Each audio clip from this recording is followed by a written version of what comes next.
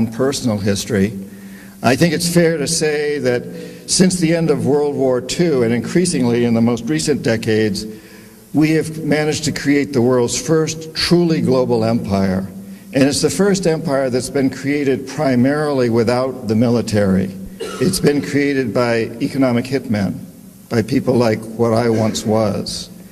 And we work many different ways, economic hitmen, but perhaps the most common is that we will identify a third world country that has resources our corporations covet, like oil, and then arrange a huge loan to that country from the World Bank or one of its sisters. But the money never goes to the country.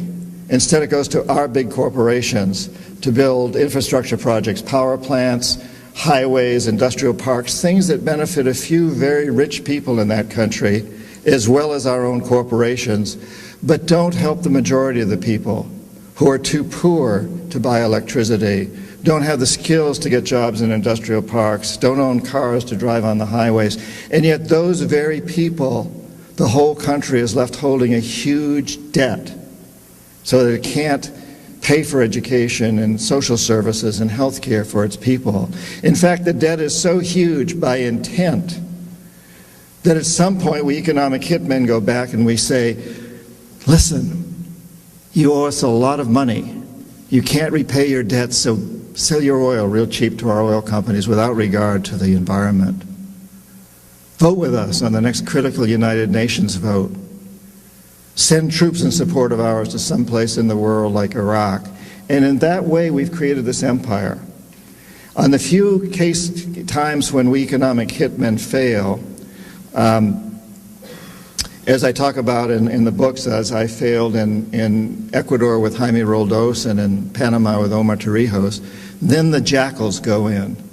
And these are men, maybe a few women, who overthrow governments or assassinate their leaders.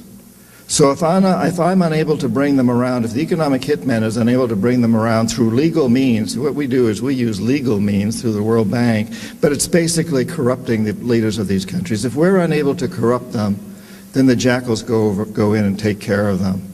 So when I failed with Jaime Roldos in Ecuador and Omar Torrijos in Panama, the jackals assassinated them.